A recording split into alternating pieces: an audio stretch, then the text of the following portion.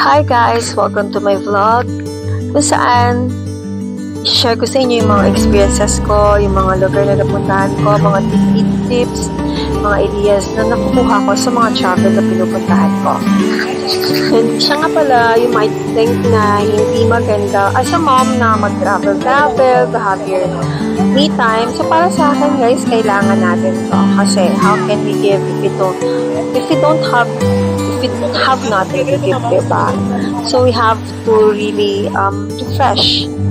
Paminsan-minsan, mag-enjoy sa buhay para we can share something. Like yung relax tayo, we can decide better, we can be a better mom, we can be a better partner, we can be a better friend.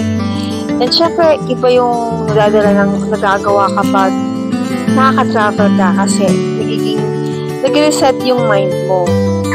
And syempre, huwag kayong manghihinayang na to take a break from dun sa monotony ng pagiging mommy, ng pag-aalaga sa mga babies, o sa pagkatrabaho. Kasi part ito ng mental health din natin. So, sa experience ko kasi, malaking natutulong ito para mabalance ko yung between work, between business, between kids, and taking care of the family. Sobrang laking tulong ng pagkakaroon ng me time, travel time, so that you can be a better person and a better mom.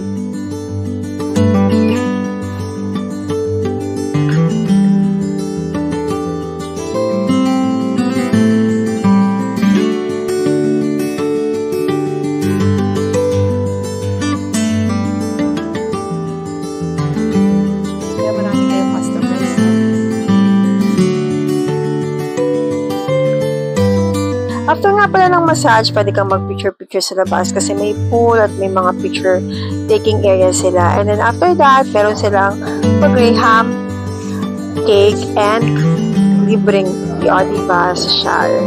So after that, uli ako sa D-Mall and I decided na braid. This is worth 500. Ewan ko lang kung nakatipid ako, guys.